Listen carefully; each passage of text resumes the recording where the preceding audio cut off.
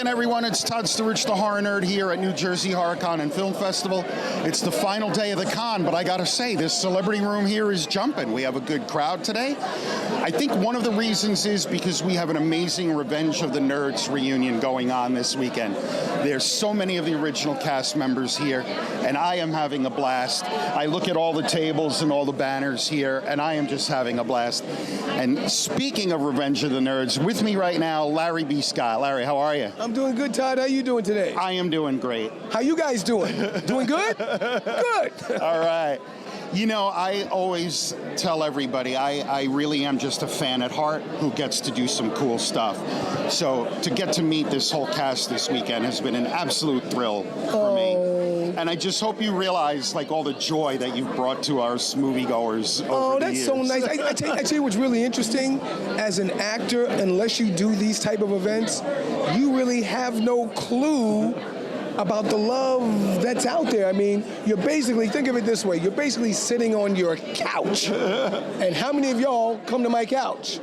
Exactly. Yeah. Exactly. I never have, so. You see what I'm saying? But when you come to these events, you get to feel the love. People come up and tell you, they bring you stuff that you could not even imagine that they would have. And everybody, what's really funny is you guys all think we have these things y'all come up with, the posters and the little mugs and the bowls and the shirts. We don't have any of that. The first time we see it is when you guys bring it up. So, you know, thank you. Thank you for the love. And it's good for us to get out there and mingle again. Exactly. So that is a good segue. What is, like, the craziest thing someone ever brought you to sign? Somebody bought me, can I say this? Yeah, we're good, but whatever. Yeah, go for it. Okay, close your ears. Okay, somebody bought me what they thought somebody told them was my G-string. Okay, I'm like, okay, that's a little weird. There's a lot there. I've also had stuff like coats and stuff, but my head just did what his head did. I did not expect you to say that. You just never know. That is funny. You never know. So it's the 40th anniversary of Revenge of the Nerds, right? Does it surprise you that there's still such passion for this movie after 4 decades? It's amazing. It really is. For you guys who do the cons, you know I don't do these often. And most of us don't do these often. But the 40th kind of had a ring to it, you know, and the fact that all these guys are here, I am amazed at the outpouring of love and support we're getting from you guys. I love it. Come on down, come see us. You are going to like it very much, I promise. I love it. Oh, that's great. So I'm going to ask you the same question I've been asking all of your castmates. Do you have perhaps a favorite story or anecdote from set that stands out in your mind that you could share with us? I'll tell you what stands, and this was not on the set, but there's actually a couple of stories, but I'll choose one. You know what? One or two. What do you want? Right? Listen, man, I've got all day. I could talk to you all day. Okay, so whatever you want, man. I'll tell you one of the more interesting stories was Bobby Carradine. First thing was when I got to Tucson, you never know how to play the film. You know, there's your idea of how to play the film, and then you collaborate with the actors, and like you guys work together, you have an idea and you kind of figure it out. Sure. Same thing on the set. So we get there and I'm like, okay, this is Nerds, and at the time, as an actor, you're always trying to do the movie that's going to get you to the movie, if you know what I mean, and you don't know that the movie you just did was the movie that was going to get you to the movie. So we get there on set and we don't know how to play this. I get there and they gave us like 3 weeks of rehearsal, which they never do anymore, so you can bond with the cast. And I said, I want to get to meet this Bobby guy, and because I didn't know him. And we saw him, and he was dressed like Lewis in Nerds. I mean, like just like regular, like you go out, like we're talking right now. I'm like, yeah. I was like, oh my goodness, he's really that guy. And that was when we realized that we're playing it straight. These people don't know they're nerds.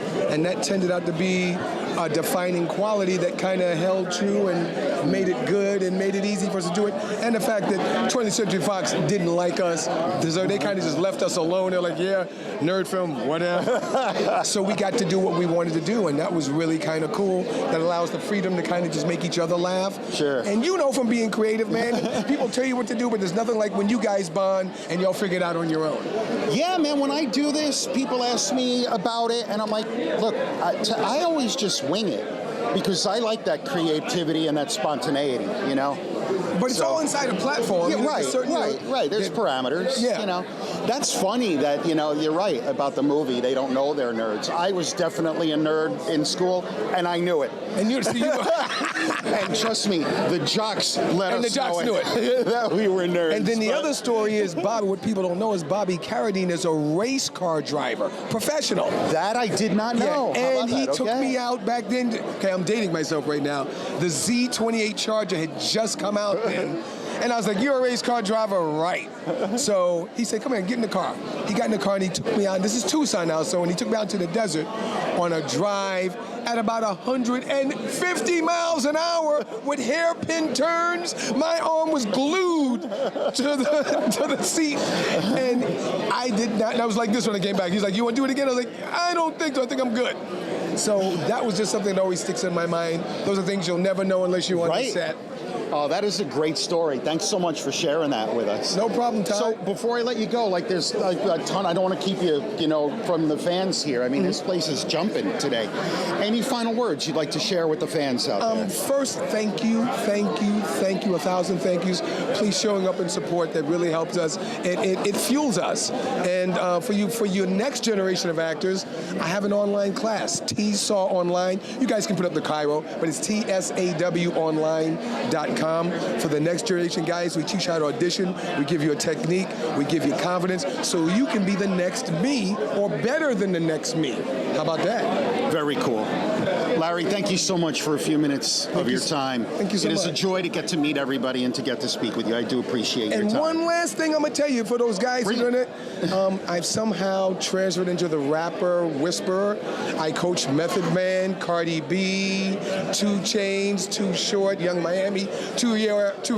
The older folks are going, Too Rare? That's exactly how I like my steak. No, it's a rapper, Mom. It's a rapper. I love it. Larry, thanks again, man. I do appreciate it. Larry B. Scott, everybody here at New Jersey HorrorCon and Film Festival. This is Todd Sturridge, the Horror Nerd, signing off. We will see you all in the next interview. Peace!